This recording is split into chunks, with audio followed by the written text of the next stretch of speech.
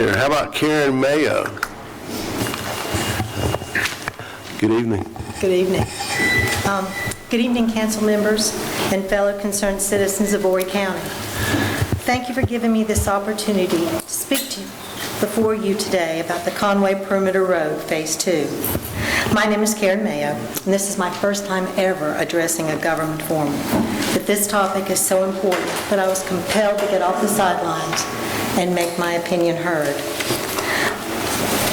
Unlike Cedric, that you will hear in a minute, I am not a long-term resident of Horry County. I just moved here in May of 2015. So instead of being born and raised here, I chose to come to Horry County. And I immediately learned that traffic was a major problem. My first October brought rains unlike any I'd ever experienced, and the resulting 1,000-year flood created untold devastation to many parts of the county and surrounding areas. But people here are resilient, and things slowly got back to normal. Houses were repaired, businesses were reopened. We had survived a once-in-a-lifetime event, or so we thought.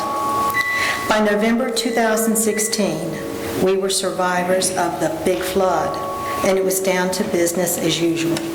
Traffic was, again, a main concern, and the Conway Perimeter Road Phase 2 was overwhelmingly passed. The posted route released on the Ride 3 proposed project website showed the road angling from El Bethel across Highway 378 through uninhabited wetlands parallel to Creel Street to 701 South. I assumed that the county would use the wetland mitigation to replace those acres of wetlands that were being lost. I never thought of the then where does the traffic go piece of the puzzle, and I doubt many of the voters did either. Since the referendum was passed, 4 other options have been added.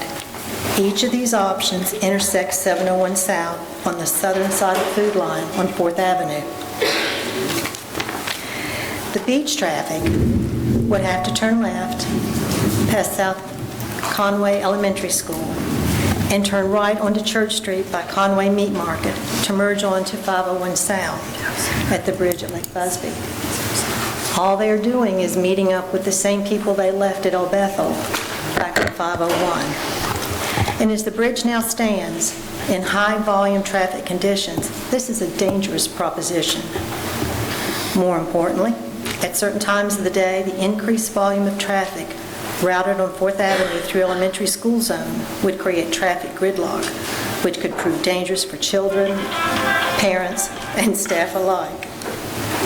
Also, since 2016 referendum vote, our area has experienced 2 named hurricanes, Matthew in 2017 and Florence in 2018. Possibly due to the increase in new housing, improvements in widening of roads, both here and in areas that ultimately drain into our area. Floodwaters from these storms majorly affected roads and houses that had safely survived the big flood in 2015. Thoughts of a perimeter road Phase 2 were erased. As a community, we needed another way to cross the Waccamaw River. The desire for a new road was replaced by a need for a new bridge and for ways to address and lessen flooding on the roads we already have. If the voters of today were given the option of spending tax dollars on a perimeter road around Conway versus an alternate way to cross the river and/or mitigate water in flood zone areas, I think the response would be overwhelmingly different. The priorities of the community have changed. We don't need a road to get around Conway first. We need a new bridge to get us over the river where we need to go, whether to evacuate or to get back home. If a new bridge is actually in an unpublicized planning stage, then I think its completion is a first priority. Without land being obtained, plans and monies being approved, and a right-of-ways being granted, the proposed bridge location may require various options, as did the perimeter road. The perimeter road should cross 701 South seamlessly to continue across the Waccamaw toward Highway 31 and the beaches. and that cannot happen until the bridge is definitively located. Spending money on a road to route traffic from one gridlock to another is pointless without a new bridge to alleviate the already congested 501.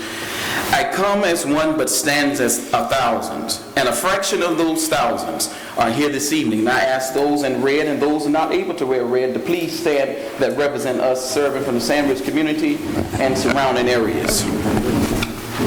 If you need to be seated, you may be seated.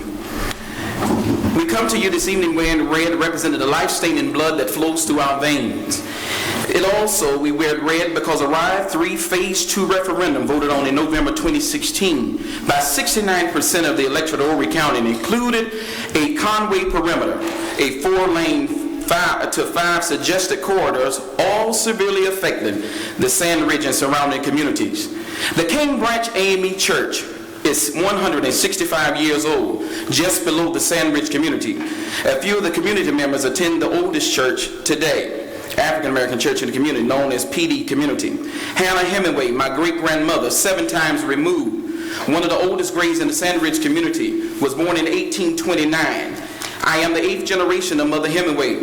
Her grave is in the Sandridge Community Cemetery right near Cates Bay Highway. And if this corridor 2 should be permitted, my grandmother's grave would be the first grave to route corridor number 2 going east. We are wounded by this Ride 3 Phase 2 projected project.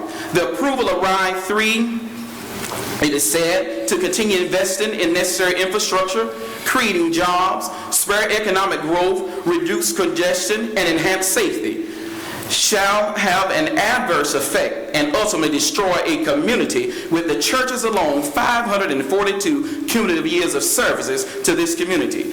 Over 150 plus homes, numerous residents' lives could be severely impacted by a 4 or 5 lane corridor slicing right through the community. For all the homes, subdivision, and mobile home parks in the area and secondary roads off of Cates Bay Highway, it would be a total devastation with high density of traffic and congestion.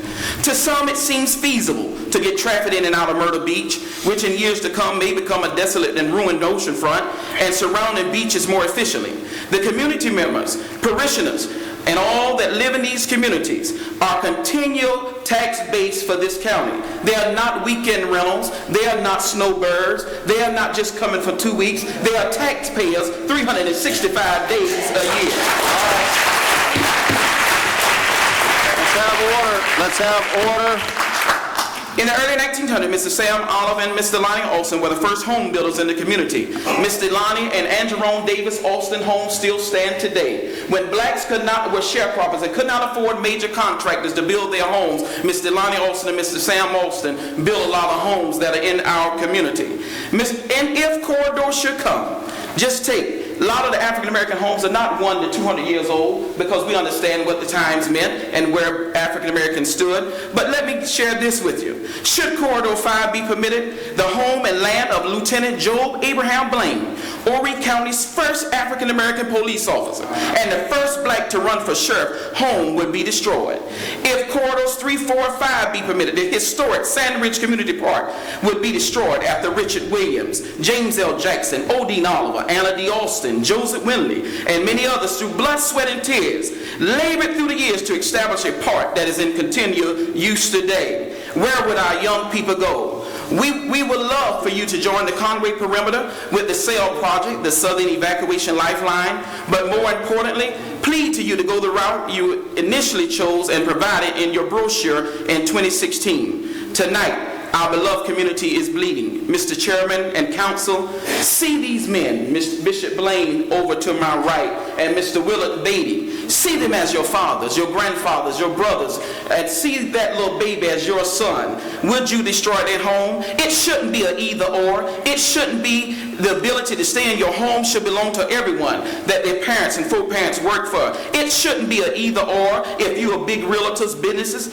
land holdings, and own subdivisions, we'll spare your land or house. It shouldn't be a special interest. Horry County, my county, our county, historic Sandridge, we asking you to save her. It shouldn't be an either or tonight. We all are somebody, and we pleading for our community. We appreciate it. Thank you, sir. We appreciate it.